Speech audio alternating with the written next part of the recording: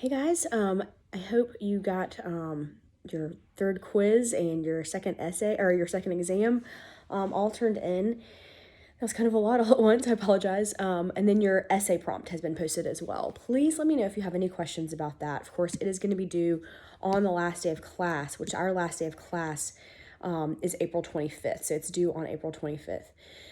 Which is when your third exam will be posted, and you will have a week to take that. It'll be due on May 2nd.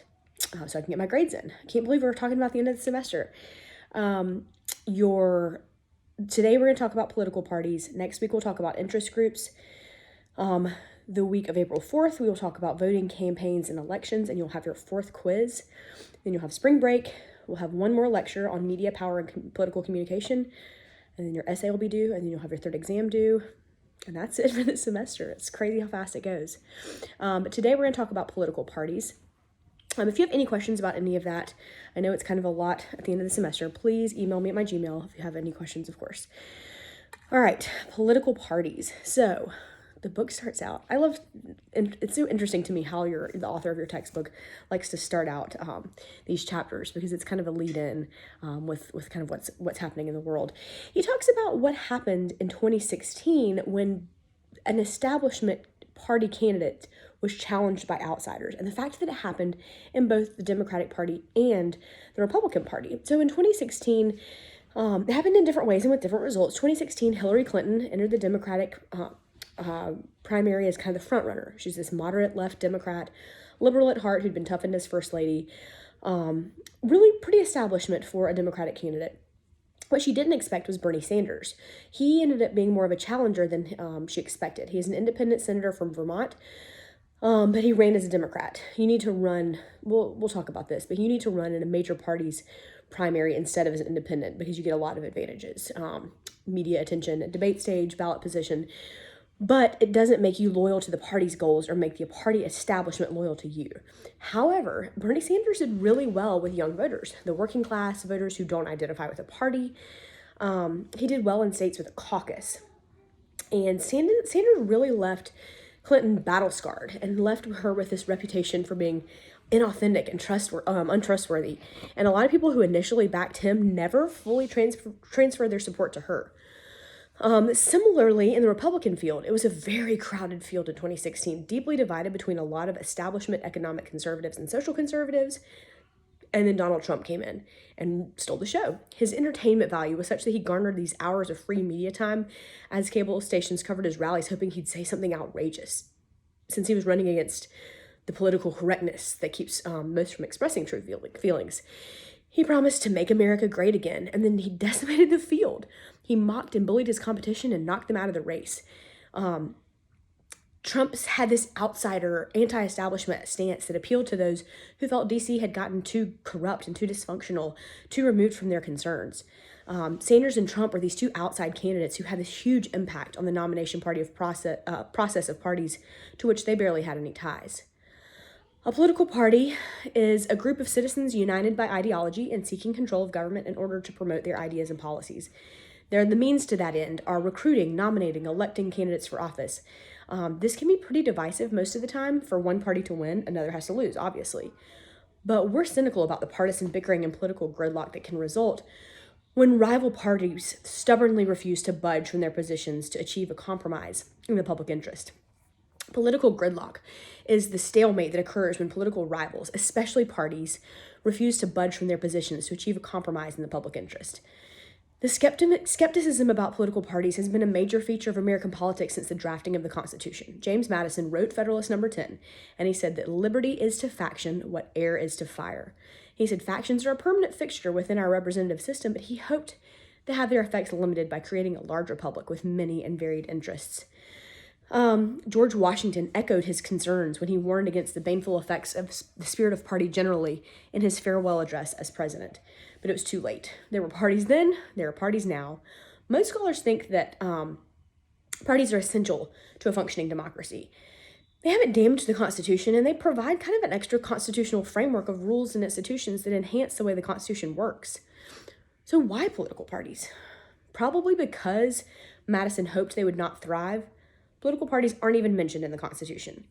Parties seek to promote their ideas and policies by gaining control of government through nomination and election of candidates for office. Both interest groups and parties seek to influence government policies, but only parties gain this influence by sponsoring candidates in competitive elections. Parties are crucial to the maintenance of democracy for three reasons. Political linkage. I feel like I'm going to say this, sorry.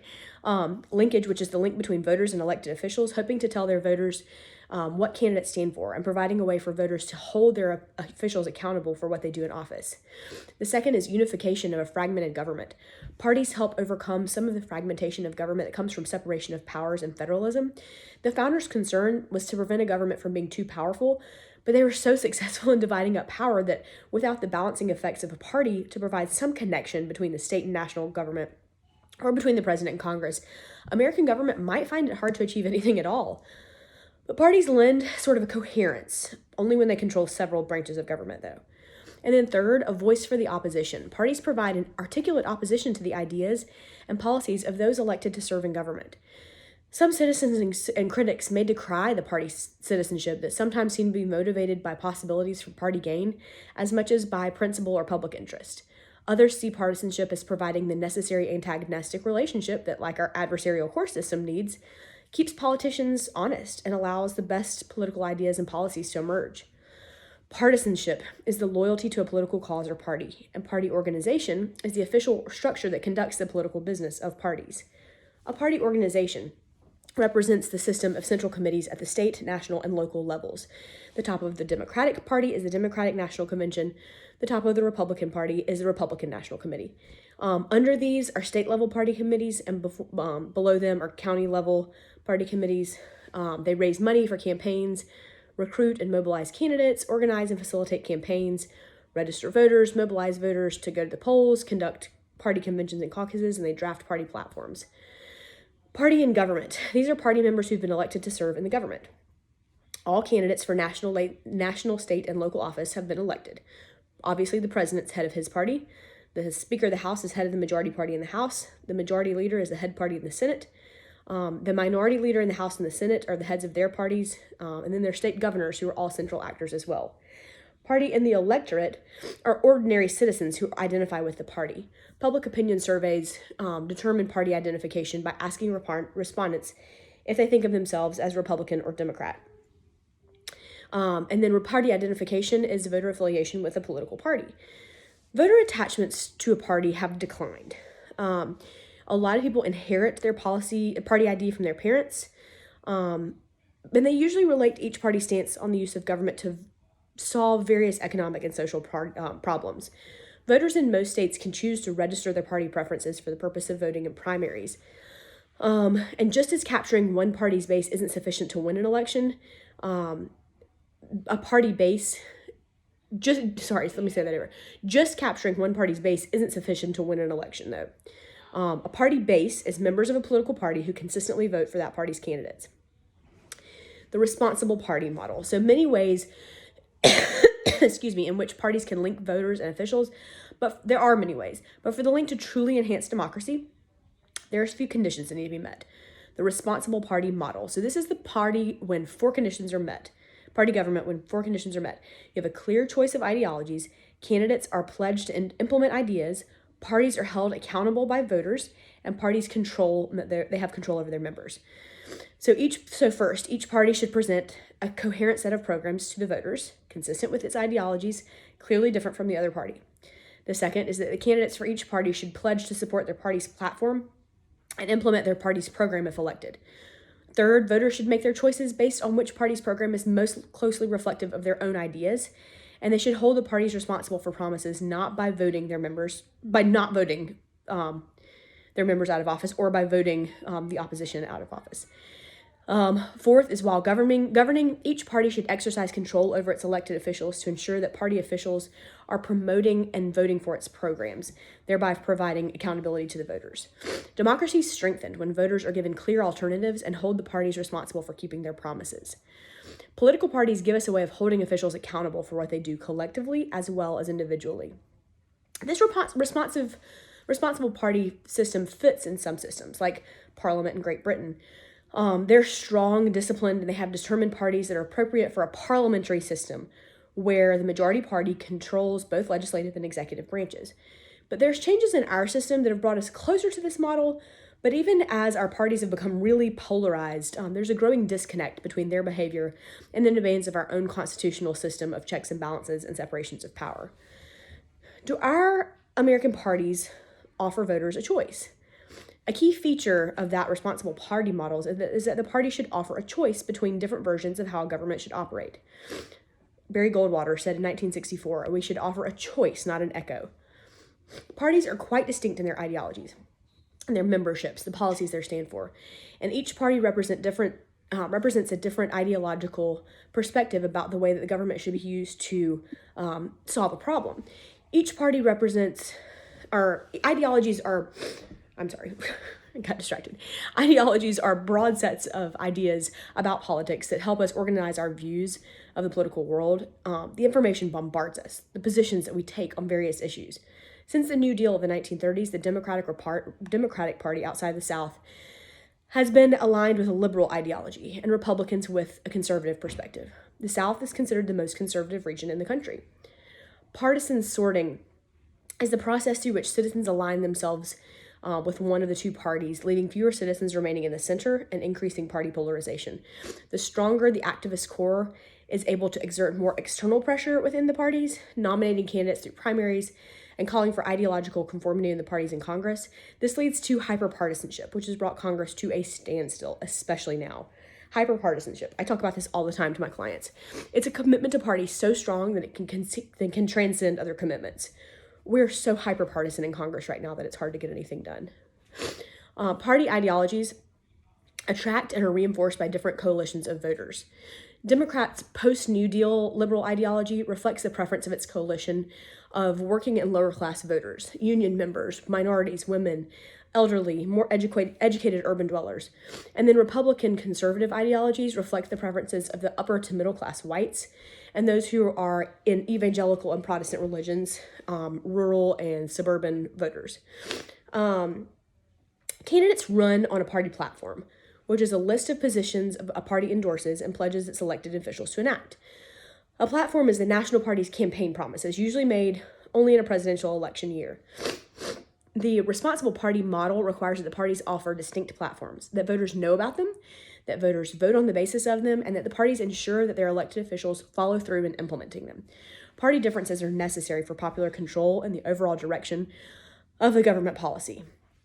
So how do we keep the core ideological base satisfied while appealing to more moderate voters so they can win elections in diverse constituencies?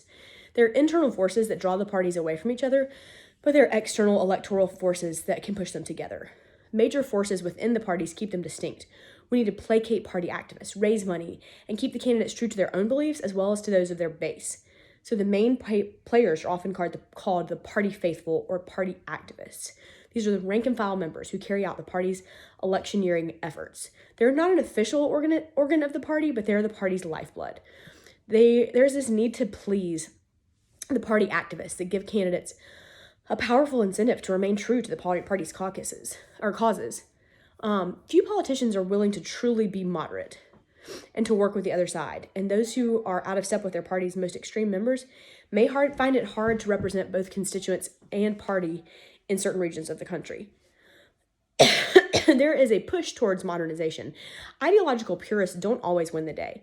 If a candidate's going to win an election, he or she must appeal to more voters than does the opposing candidate, obviously. Even though the ideologies of the parties are distinct, the pressures related to winning a majority of voters can lead parties to campaign on the same issues, making them look similar to voters, right? But in the age of extreme polarization, such as we live in now, the forces that work toward modernization are weaker than they usually are. Parties can usually deal with the tension between activists and the larger body of moderates in ways other than by changing the party position. One strategy is to simply emphasize party position issues that are popular with moderates or to reframe the issues that are more palatable to voters. All right, so let's look at the history of parties in America. When James Madison talked about parties, there was more than just an organized version of a potentially dangerous political association, the faction. He really hoped their influence would be minimal, but it happened fast. In the 1790s, Hamilton and Adams formed the Federalists. Jefferson and Madison founded the Democratic Republicans. They expanded beyond their legislative purposes to include recruiting candidates to run as members for their party for both Congress and the presidency, but the primary focus was on the party and government and not the voters. Chief among the goals was getting elected, of course, and running the government once they were there. In 1828, Martin Van Buren and Andrew Jackson turned the Democratic Party away from the focus on party and government and created the country's first mass-based party and setting the stage for the development of the voter-oriented party machine, which was a mass-based party system where parties provided services and resources to voters in exchange for votes. Jacksonian Democrats enacted a number of party and government reforms designed to enhance the control of party leaders, known as party bosses, over the candidates. Party bosses are party leaders, usually in an urban district, who exercise tight control over the electioneering and patronage. Patronage is a system where a successful party candidate rewards supporters with jobs or favors. Because the Democratic Party machine was so effective at getting votes and controlling the government, the Whig Party, later the Republican Party, used some of these same techniques to organize. Parties were really effective at mobilizing voters, and the average participation rate exceeded 80% in most elections prior to the 1900s. But the strength of those machines was also their weaknesses. Parties would do almost anything to win, including directly buying the votes of the people, mobilizing new immigrants who couldn't speak English, and resurrecting dead people from their graves to vote in the elections. The patronage system came under attack as representing favoritism and corruption. Political reforms like the party primary and civil service reform did much to ensure that party machines kind of went away. Party primary now is an election where candidates are nominated by registered party members than by a party boss. All right, so talk about party eras kind of quickly here. We haven't had a revolutionary war since 1776, but we have several times changed our political course in a rather dramatic way, which we do through a ballot box instead of a bloody war. Something called party eras. These are extended periods of relative political stability in which one party tends to control both the presidency and Congress. Then you have what's called a critical election, which was an election that signals a significant change in a popular allegiance from one party to the other. These are short periods of large-scale change. They're peaceful revolutions that mark the end of one party era and the beginning of another. And then you have what's called realignment, which is the substantial and long-term shift in party allegiance by individuals and groups, usually resulting in a change of policy direction. Obviously, the opposite of that being de-alignment, which is the trend among voters to identify themselves as independents rather than as members of a major public party. The United States has gone through about 6 party eras in 200 plus years. But parties today are a little bit different. The New Deal coalition supporting the 5th party era has changed, but no single critical election has marked a clear realignment across a relatively long series of elections that has included the massive migration of white Southerners to the Republican Party, and the less massive but still notable trend for Catholics to be less solidly Democratic than they were at the form of the New Deal.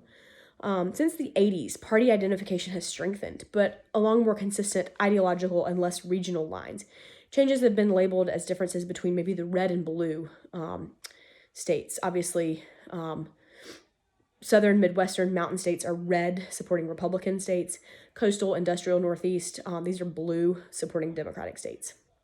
What do parties do? They run elections in order to control government and execute policy agendas. Parties play an important role in American democracy. They provide a link between the citizens and the government, and they're closely tied to the 2 main activities of parties, electioneering and governing. Electioneering, of course, is the process of getting a person elected to public office. It involves recruiting and nominating a candidate, defining a policy agenda, getting a candidate elected. Before you must save the world, you must save your seat. Parties exist to help candidates get and save their seats. So you have to recruit a candidate. They're going to recruit candidates to run. High-profile offices are usually easy to recruit for, but it's harder to fill a less visible and desirable elected office, like maybe state legislature and county government. They target especially winnable contests where there maybe is an open seat, there's not an incumbent there, or the incumbent is maybe plagued by scandal or mishap. Party attempts to recruit quality candidates and to direct campaign contributions aid to the targeted contests. And then you nominate. you nominate candidates. The nomination phase is the formal process through which the party chooses a candidate for each elective office to be contested that year. Party primaries are the dominant means for choosing a candidate. It usually occurs 3 to 4 months before the general election. And there's different types of primaries, closed and open. A closed primary is a primary election where only registered party members can vote. An open primary is a primary election where eligible voters don't need to be registered party voters. Open primaries are complained about often because it permits members of the other party to get involved in the nominating process. In 2008, Rush Limbaugh launched what he called Operation Chaos, which encouraged Republican voters to cross over and vote in the Democratic primary for Hillary Clinton since John McCain had already locked up the Republican nomination. It may have cost Obama some primary wins in like Texas and Indiana because voters who weren't necessarily loyal to a party can vote in a different primary, and it can weaken political parties. Bernie Sanders, who I talked about earlier, who identifies as a Republican, or not a Republican, goodness, as an independent, argued there should be more open primaries since the ones that only allow Democrats to vote shut out a lot of his supporters. So there's upsides and downsides to open and closed primaries. In presidential primaries, voters do not choose the actual candidate they want to run for president. Rather, they elect delegates. These are usually party activists who support a candidate and run for the opportunity to get to the party's national nominating convention the summer before the convention and cast a vote for him or her. Nominating convention is the formal gathering to choose candidates. It's televised now, and it's mostly just rubber stamp now. So after nominating candidates, the party's role is to develop a policy agenda, which represents policies that party candidates are agreeing to promote when campaigning and pursue when governing. And then the general election campaign. This is changing from choosing among competing candidates within the party and developing policy agendas to getting its nominated candidates elected. You're going to have radio, TV, internet ads. This is really changing the way a party and candidates relate to voters. Money is going to be central in capital-intensive campaigns, and parties are major fundraising organizations. Soft money is unregulated campaign contributions by individuals, groups, or parties that promote election activities but don't directly support individual candidates. This is supposed to represent an independent expenditure of money. I actually spent an election cycle working for an independent expenditure unit of a campaign, and it was a really interesting place to be. It was kind of a terrible place to be. The candidates are not allowed to participate in the decisions that are made about how the money is being spent there or to direct the content of the issue ads. So they were often very hard-hitting ads that really maybe hurt the other candidate because of the things they would say, which is the point sometimes. It's supposed to represent the independent expenditure of their money. In 2010, there was a case called Citizens United versus the Federal Elections Commission. Everybody talks about the Citizens United case. It changed the financial and political landscape of politics. The Supreme Court decided that individuals and organizations can give unlimited amounts of money to what's called a super PAC, political action committee, that are independent of the candidates and even the party's campaign efforts. So you are limited in how much you can give to a candidate, but you're not limited in how much you can give to a super PAC. So those with deep pockets and willingness to spend have the ability to exercise a lot of influence in the electoral arena, and they can do so anonymously. All right, so now you've won. Great, congratulations. You are responsible for governing. Governing is now activities directed toward controlling and distributing the political resources by providing executive and legislative leadership, enacting agendas, mobilizing support, and building coalitions. This is giving voters a means to make office holders accountable for failed and successful governing programs, and can provide an extra constitutional framework that lends some coherence to fragmentation produced by separation of powers and federalism. When a party controls the government at national and state levels, it means the party can determine who occupies the leadership positions and which party has the majority. In 2016, when Trump was elected president, and he had his party, the Republicans, controlling top leaderships in the executive branch and also the legislative branch. They controlled the House and the Senate. Same thing happened when Joe Biden came into office. The Democrats control the presidency, the House, and the Senate. Like I've said, I expect in the midterms for that to change, and we'll have a Democrat in the executive branch, and then the House and Senate to be Republican. That's my prediction. We'll see if it happens. With a divided, that's called a divided government when that happens, and the job of governing becomes even more difficult for both parties. The goal is to execute a party's political agenda, the party's solutions to the nation's problems. Each party represents an alternate vision for how to approach and solve problems. Do the parties actually implement their policy agendas? The party that controls the presidency typically implements about 2/3 of its platform promises. But a divided government, which happens a lot more frequently now, means presidential success is going to typically plummet. Under the responsible party model that we talked about earlier, the ability of a party to accomplish its slated agenda is really important for voter accountability. Voters can determine if a party candidate should be rewarded through election or punished by getting rid of them. Some characteristics of the American political system, American party system. Two parties, which are increasingly polarized and decentralized. They vary a lot around the world. Some countries only have one major party. And then some countries have so many parties that no single party can amass enough voters to control the government. American system is predominantly a two-party system. We've had third-party movements come and go, but it's really difficult for a third party to be sustained in our country. They're really far apart ideologically. Throughout most of United States history, we have had two parties. The Democrats and the Republicans have been the only party with chances of winning in the vast majority of elective offices. So office holders representing those two parties do dominate our governing process. Why a two-party system? We have experienced few of the serious political splits that are usually responsible for multiple parties, stemming from like a language or religion or social conflict issue. Both Republicans and Democrats predate the Industrial Revolution. And the most important reason that the United States maintains a two-party system is that the rules of the system make it very difficult for a third party to do well on a permanent basis. State election laws ensure the places of both major parties on the ballot and make it difficult for third parties to gain ballot access. Third parties are also hampered by existing federal election laws.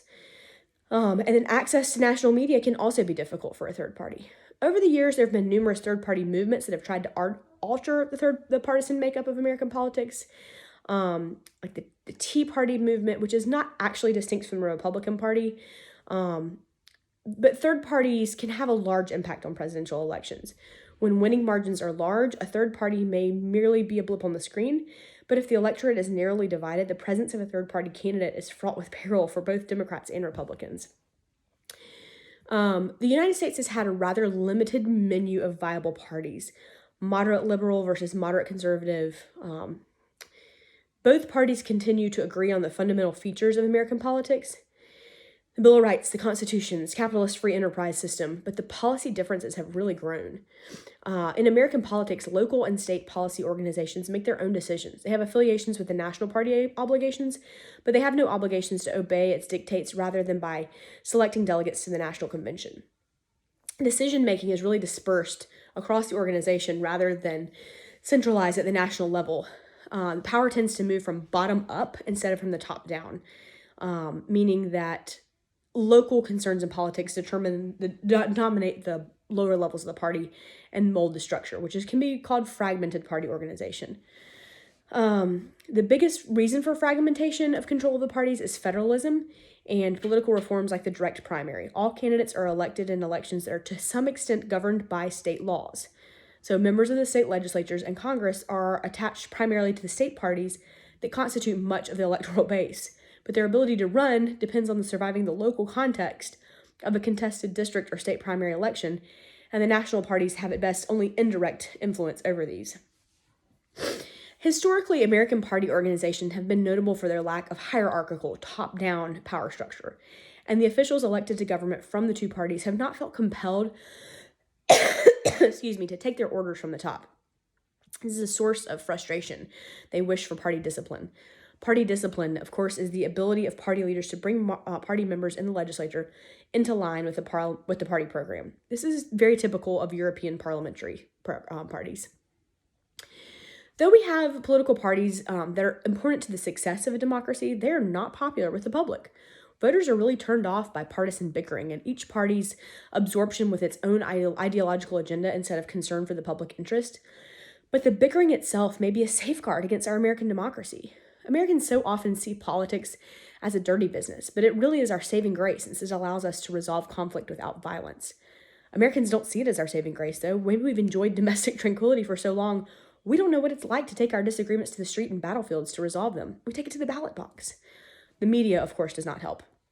Instead of explaining the substance of policy debate to the American citizens, it treats politics like this long, bitterly contested sporting event. Democratic politics is messy, by definition. Authoritarian government is neat and tidy and efficient, but that's not what we want. But perhaps we should recognize that partisanship is not a failure of politics, it's the heart of politics. There are 3 things we can do to offset our frustration with the partisan course of American politics. First, get real. Have realistic expectations of the process of democratic government. Second, get involved. Citizens have easy access to parties. And third, don't split your ticket. If you're truly disturbed by what you see as government paralysis, try voting a straight party ticket. And even if you vary the party from election to election, you can hold the entire party accountable for the government's performance. All right, guys, thanks for hanging in there with me. Remember, we have, next week I'll be back with a lecture on interest groups. The next week, a lecture on voting campaigns and elections and your 4th quiz. The week after spring break, we'll have a lecture on media, power, and political communication. And then your essay will be due on April 25th, and your final exam will get posted that day and be due on May 2nd.